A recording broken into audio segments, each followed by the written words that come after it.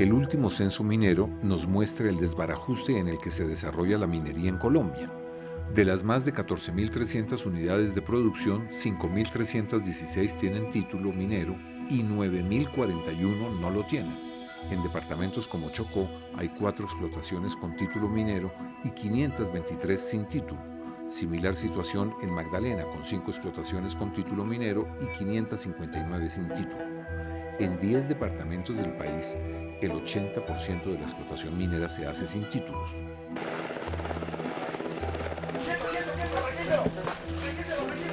Cuando la policía interviene, son detenidos por algunas horas los simples operarios, pero los dueños de la maquinaria y del negocio casi siempre logran escabullirse. La minería ilegal está dominada en gran parte por los violentos. Grandes mineros han sido el extraditado paramilitar Macaco en el Bajo Cauca, el abatido Cuchillo en los Llanos Orientales y Rodrigo Granda, el canciller de las FARC, en Caucasia, Antioquia. En una amplia zona desde Turbo hasta Tolú en el Mar Caribe, el acceso a las playas continúa en poder del narcotráfico, controlado por las familias del Alemán y de Don Mario. Por allí se mueve gran parte del oro no declarado.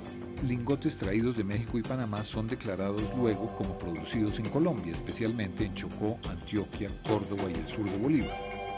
No es un delito tener oro, pero no declararlo al entrar al país en lingotes sí lo es. Lingotes de oro se han decomisado en los aeropuertos de Bogotá, Cali, Medellín, Bucaramanga y Cartagena.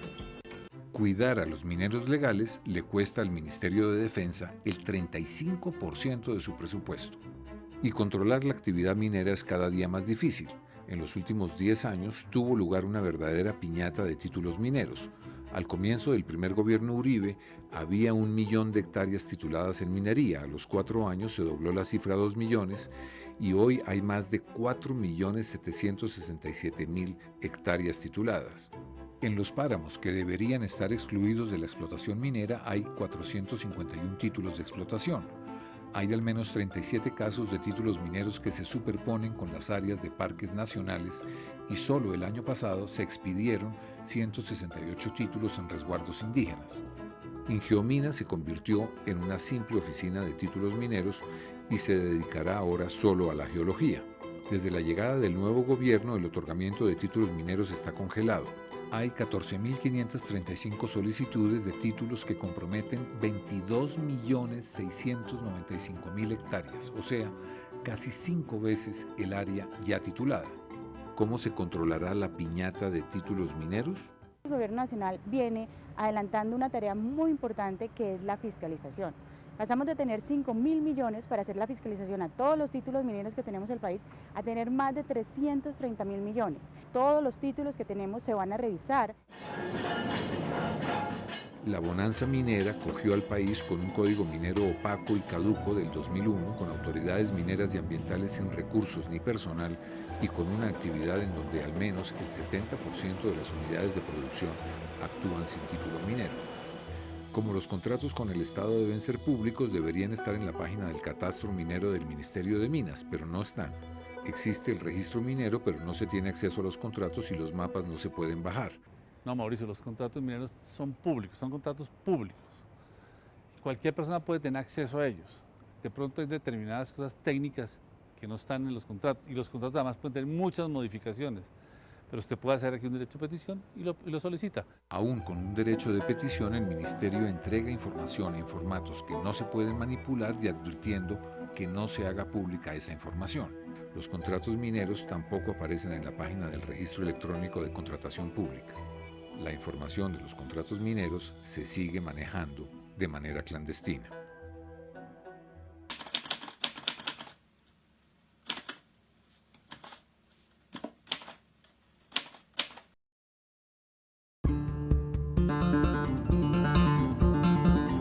España autorizó durante la colonia la traída de esclavos negros africanos para explotar el oro en Colombia. Estas imágenes muestran a los descendientes de esos esclavos extrayendo oro en los ríos del Chocó, en operaciones que usaban ya sofisticadas dragas. El Chocó sigue siendo el primer productor de oro del país.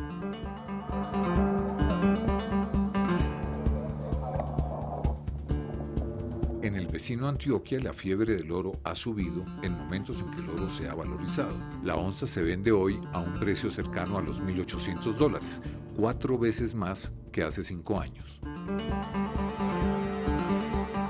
De las 57 toneladas al año que se declaran como producidas en Colombia, solo 10 son extraídas por operaciones legales, como la explotación aluvial que tiene Mineros S.A. en el municipio del Bagre.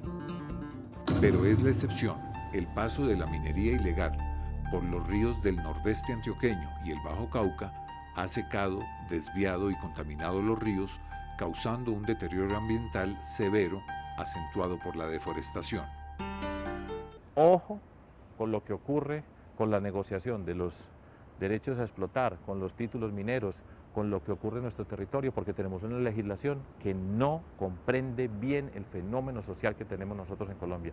La minería no nos ha dejado riqueza en las comunidades donde se hace y cada vez hay más ambición y cada vez quieren más territorio. Un departamento como Antioquia, con el 80% del territorio pedido para títulos mineros, no hay derecho. De las 6.300.000 hectáreas de su superficie, ya se han titulado 1 millón de hectáreas, pero el área solicitada llega a casi 5 millones de hectáreas. Si se titulan, quedarían solo 300.000 hectáreas para agricultura y ganadería. El 70% de las 24 toneladas que produce Antioquia al año viene del Bajo Cauca y del nordeste del departamento. En el municipio de Segovia se produjeron en el primer semestre del año 32.000 onzas de oro por un valor de $50 millones, de los cuales 27 millones se quedan en Segovia en contratos directos. Durante los últimos 2 años, 8.000 mineros ilegales se han formalizado en Segovia. Unos 3.500 se han vinculado con contratos de operación principalmente con la empresa canadiense Gran Colombia Gold. El resto son empleos indirectos en insumos, madera y transporte. Estos 2 mineros trabajaron en la ilegalidad por más de 20 años y hoy son contratistas. En la ilegalidad, hablando así abiertamente, era sinceramente como comida para hoy y hambre para mañana, porque no teníamos un sueldo estable, sino lo que le podíamos robar, hablando abiertamente, lo que le podíamos robar a la empresa, lo que podíamos sacar ilegal. Nosotros le corríamos a lo que era la ley, la policía, el ejército, la patrulla, la vigilancia que ha tenido la empresa. Y ya ahora trabajamos normal, que ya tiene uno un amanecer que usted ya sabe para dónde va todos los días. ¿Tiene seguridad social? Sí, todo. ¿Y cuánto se gana hoy? Eso es un promedio más o menos. ¿De cuánto? De que le está quedando a uno mensual o así cada que se liquida 8 o 10 millones. Hace 5 años, Segovia fue declarado el lugar más contaminado del mundo por mercurio, que proviene de 150 entables informales donde se separa el oro, también con cianuro y ácido nítrico. Se estima que al menos 60 toneladas de mercurio al año van a dar a los ríos en las minas de aluvión en Antioquia. 43 toneladas quedan en el agua y otras 17 toneladas de mercurio que se evapora fácilmente van al aire. La Organización Mundial de la Salud permite hasta un máximo de polución de 1.000 nanogramos por metro cúbico de aire. En Segovia se han registrado hasta 1 millón de nanogramos por metro cúbico. Coincidencialmente, en Antioquia, el área de cultivos ilícitos en el último año bajó un 42%. Los narcos, las BACRIM y la guerrilla están dejando la coca por el oro, no siempre como accionistas, sino también como extorsionistas. Alias Marcos de las BACRIM pide a una sola mina $40.000 mensuales. Y las cuentas se arreglan a bala. En Segovia y Remedios la tasa de homicidios ha subido un 200% en el último año. Remedios tiene hoy 158 homicidios por cada 100.000 habitantes y Segovia 153, casi 4 veces el promedio nacional de 44. En Colombia tener retroexcavadoras, dragas, mercurio y cianuro no es ilegal, pero su uso debería estar reglamentado para contrarrestar una violencia que sigue en constante aumento y un deterioro ambiental sin control cuyas consecuencias en amplias zonas de Antioquia son ya irreversibles.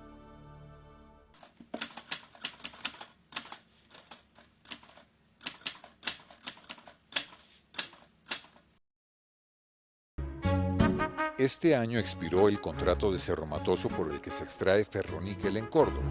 Otros grandes contratos mineros vencerán pronto, por lo que el tema de la contratación minera está en el banquillo. El gobierno y Cerro Matoso están negociando las condiciones de una nueva prórroga que debería dar al Estado sustanciales mejoras contractuales, entre ellas el aumento de las regalías.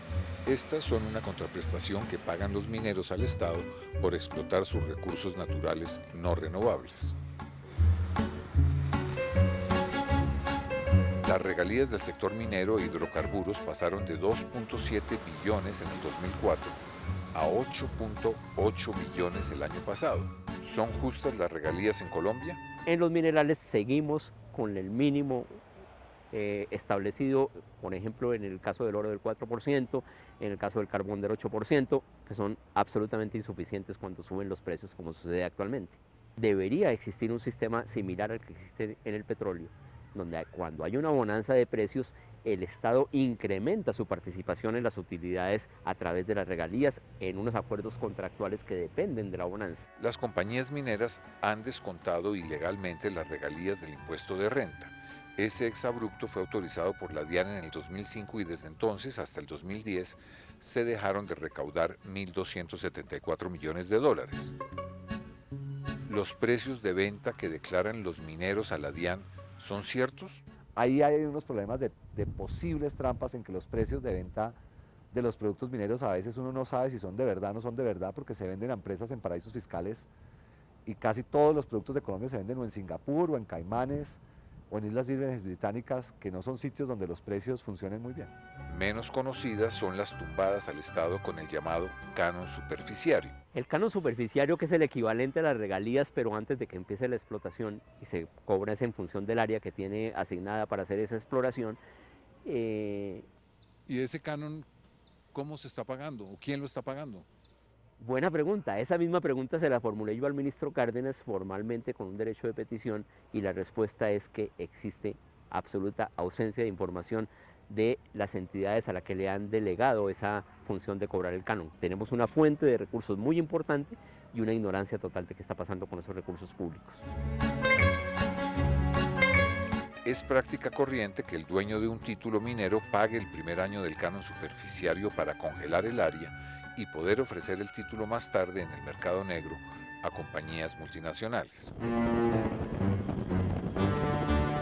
Como parte de la estrategia de generar confianza inversionista del pasado gobierno, se dio al sector de minas e hidrocarburos entre el 2004 y el 2010 una deducción de la renta gravable del 30 al 40% de las inversiones en activos fijos, a lo que se suma un manejo irregular tributario de la depreciación y amortización de las inversiones y el mal uso de las regalías. Fue lo que pasó con Cerro Matoso. Por inflar costos operativos y adelantar programas de inversión social con regalías entre el 2004 y el 2008, tuvo que devolverle al Estado 35.000 millones de pesos. La Contraloría sostiene que deberá cancelar también 62.000 millones de pesos más por esas irregularidades entre el 98 y el 2003.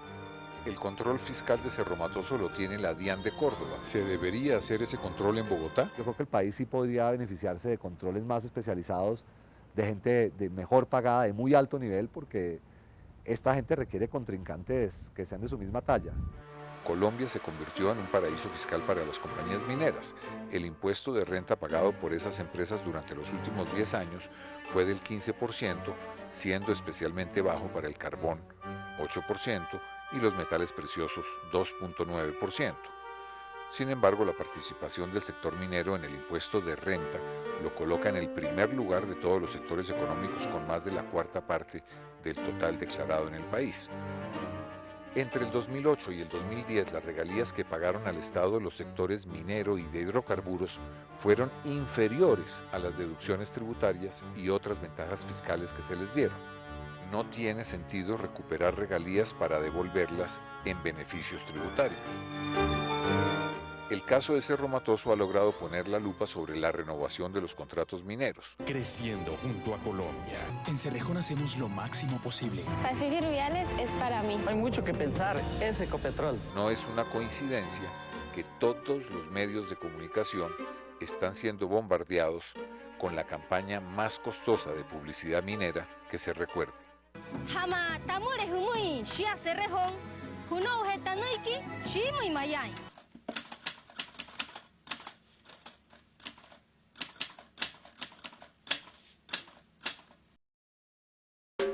Las esmeraldas colombianas tienen la reputación de ser las mejores del mundo por el hecho de ser cristalinas y tener un color verde profundo, el más codiciado. Desde antes de la llegada de los españoles hasta nuestros días, las principales minas han estado en el occidente de Boyacá y han funcionado como una rueda suelta en la actividad minera del país. En el tema de impuestos, ¿qué se sabe de las esmeraldas? No, la verdad es sorprendente lo poco que se sabe en el país del tema. Y nosotros hoy en día tenemos conocimiento sobre carbón, sobre petróleo y sobre níquel. Y en oro estamos viendo las enormes complejidades que hay detrás de este sector. No hemos llegado a esmeraldas porque la información de partida es nula, entonces es mucho más difícil aprender de lo que uno no sabe nada. De las 12 compañías de esmeraldas que operan en el país, solo 2 están legalizadas, pero ninguna ha pagado, por ejemplo, los cánones superficiarios, que son el equivalente a las regalías en la etapa de exploración. Hasta hace 20 años se derrumbaban montañas con explosivos y bulldózeres para encontrar las mejores esmeraldas. Hoy está prohibida la explotación a cielo abierto y las esmeraldas se buscan en minas de socavón.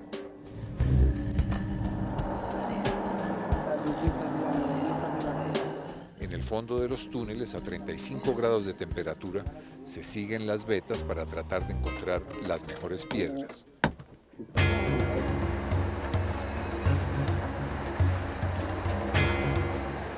La tierra extraída de la mina es lavada en busca de esmeraldas más pequeñas, bajo la vigilancia estricta de numerosas cámaras. Los residuos son ofrecidos a miles de huaqueros, hoy hombres, mañana mujeres, que hacen una larga fila fuera de la mina para llenar un costal con 3 paladas que podrían contener la ansiada gema.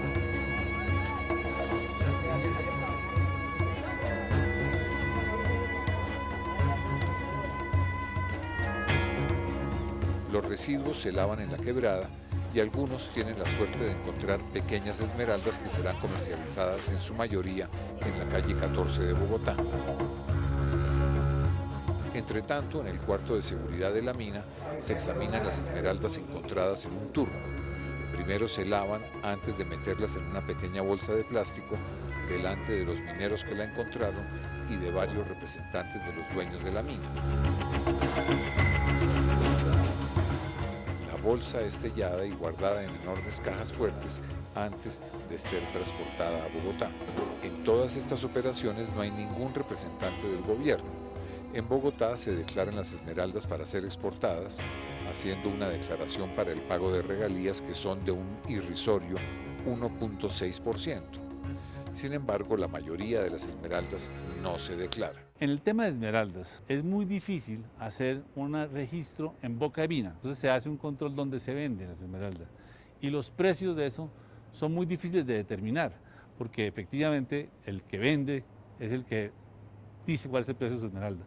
Allí habría que hacer un esfuerzo enorme, que Colombia lo ha tratado de hacer muchas veces, con el tema del certificado de origen, con el tema de ponerle a una esmeralda en bruto todo el mayor valor para donde lo están tallando y que ese valor se quede en Colombia. Usted ha oído decir muy bien que la esmeralda tiene mala vida en Colombia y muy buena vida en la Quinta Avenida de Nueva York. El gremio de las esmeraldas tiene un historial violento y las cuentas se siguen dirimiendo a bala, como ocurrió hace pocos días en una tienda de Bogotá. Si hay poca información sobre la explotación de esmeraldas que lleva varios siglos, mucho menos sabemos del mentado coltán, que se conoció en Colombia solo hace 5 años. El coltán no es un mineral, sino el sobrenombre comercial para describir varios minerales que contienen concentraciones elevadas de tantalio y niobio, metales refractarios que se utilizan para construir piezas en la industria electrónica como los celulares. El coltán está siendo extraído en Bichada y Vaupés clandestinamente por una asociación de indígenas y colonos que lo venden a precios irrisorios a los narcotraficantes, a las FARC y a las BACRIM. ¿Cuál es el negocio? Están comprando el kilo de coltan en 80.000 pesos y que ya ese mismo kilo de coltan ya en el exterior puede estar oscilando entre 180 y $200 el kilo. El hallazgo reciente de este cargamento de 17 toneladas de contrabando del llamado oro azul en el Guainía y avaluado en 1.200 millones de pesos ha dado a las autoridades los primeros indicios de un gran negocio clandestino.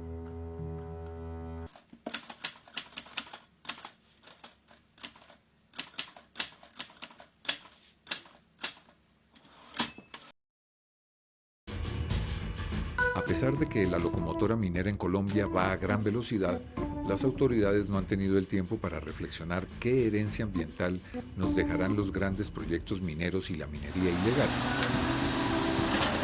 Los ejemplos más visibles del desastre ambiental causado por la minería ilegal están en el nordeste y Bajo Cauca antioqueños, pero en todos los departamentos pululan retroexcavadoras y dragas que continúan operando ilegalmente, incluso luego de varias confiscaciones. Nosotros estamos en niveles de dragas y retroexcavadoras de alto nivel, que son la mayoría criminales. Eso se llama minería criminal. Vamos a atacarlas igualmente criminalmente, es decir, a partir de resoluciones y ejercicios con el Ministerio de Defensa, que está liderando el tema para poder volverlas inoperantes. El Código Minero vigente del 2001 es una de las legislaciones mineras más laxas de Latinoamérica. Este código fue redactado por una firma de abogados que representaba a la mitad de las compañías inscritas en el Registro Minero Nacional y por empresas mineras canadienses que hoy tienen grandes intereses en Colombia. ¿Habrá un nuevo código de minas o modificaciones al actual? El gobierno realizó una modificación de 30 artículos que está consultando con las comunidades indígenas. No ha sido fácil la consulta previa y una vez hecho eso vamos a presentarlo al Congreso. Las normas ambientales se han rebajado y la etapa de exploración ya no necesita una licencia ambiental. ¿Qué se arriesga con ello? Se arriesga el agua, se arriesga la salud de las comunidades, se arriesga la estabilidad de las laderas, se arriesgan muchas cosas. La etapa de exploración definitivamente causa unos impactos ambientales fuertes, en particular para cierto tipo de proyectos como los proyectos de minería de oro y de minería de carbón. No solo la minería ilegal causa desastres ambientales.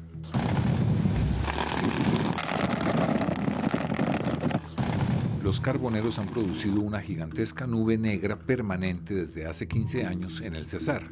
Las consecuencias de esta contaminación evidente son claras por el aumento de las enfermedades respiratorias en la zona.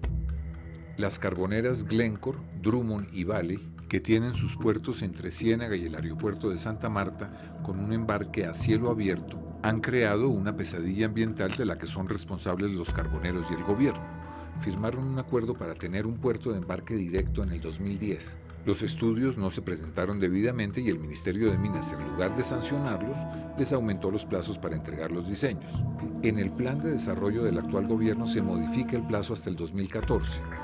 4 años más de polvillo de carbón en esa zona. El transporte de carbón de las minas a Santa Marta en trenes de 120 vagones irriga el polvillo de carbón por no tener carpas que son obligatorias y los vecinos de la carrilera tienen sus casas deterioradas y soportan el brutal ruido de un tren cada 15 minutos las 24 horas.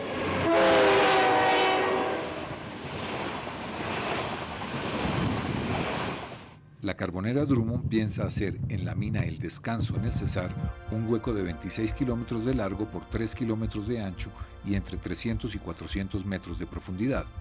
El agua que pasa por esa área se perderá para siempre. En el mejor de los casos se rellenaría la mitad de ese hueco. En la mina del Cerrejón, en La Guajira, la compañía BHP Billington, dueña del 25% del proyecto y operadora de la mina, quiere desviar el principal río de La Guajira, el Ranchería, en 22 kilómetros para acceder a 500 millones de toneladas de carbón que están debajo del cauce. A $50 la tonelada producirían 25.000 millones de dólares. A alto nivel en nuestra minería los principios tienen precio y se ha instalado una puerta giratoria de doble sentido muy congestionada por la que entran y salen exministros, funcionarios del alto gobierno y de Ecopetrol, además de particulares que defienden un día al Estado desde un puesto público para atacarlo después desde un nuevo puesto privado.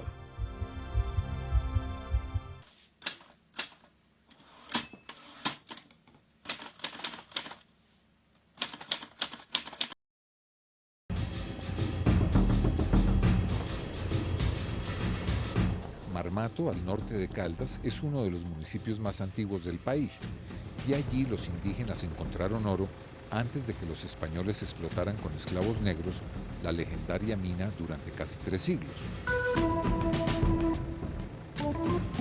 El pueblo de Marmato se construyó en empinadas laderas encima de los socavones que se abrieron en busca del oro, quedando así en una zona de alto riesgo. El pueblo desafía la ley de la gravedad. No hay ni calles, ni carreras, ni nomenclatura. Varios caminos empedrados van de la estrecha calle principal a la parte alta del pueblo.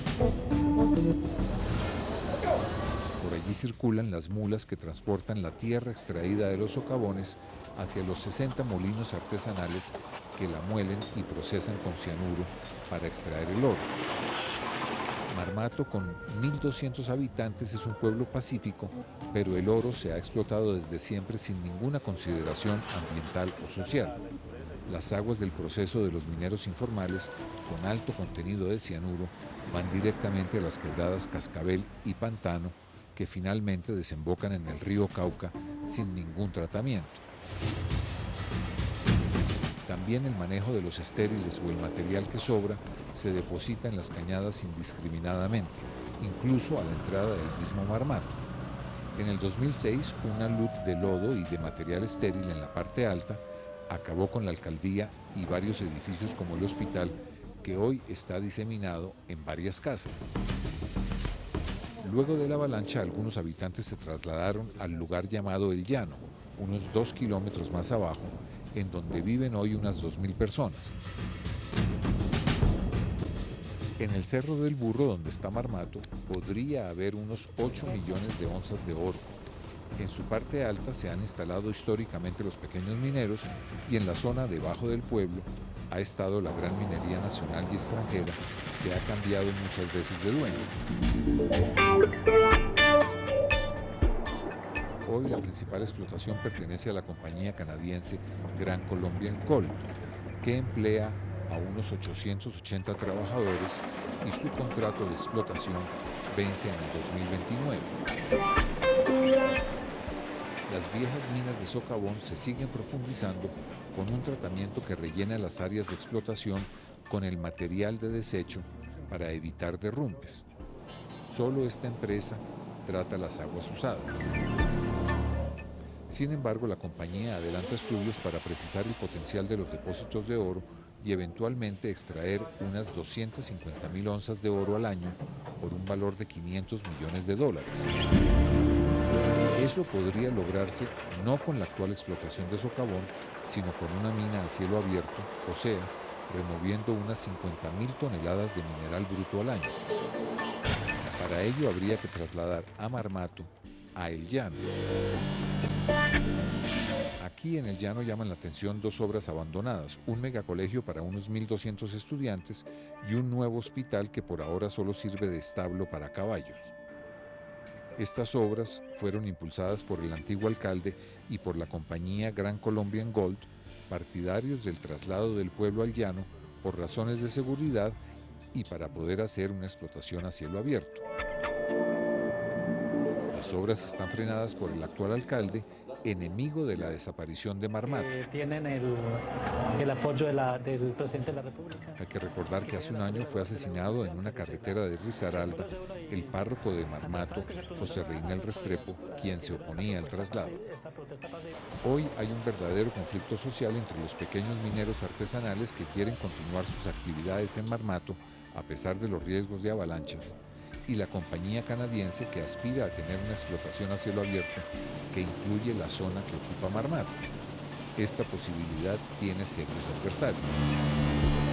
Y Marmato va a seguir existiendo por muchos 520 años más, va a seguir estar donde está, con toda su gente, defendiéndola como tengamos que defenderla, con nuestra sangre, con nuestra vida. La realidad de Marmato es triste. Luego de más de 4 siglos, la explotación de oro no trajo bienestar social. El 78% de sus habitantes tiene hoy sus necesidades básicas insatisfechas y las quebradas de la zona siguen recibiendo los desechos de una explotación que ha creado una hecatombe ambiental irreversible.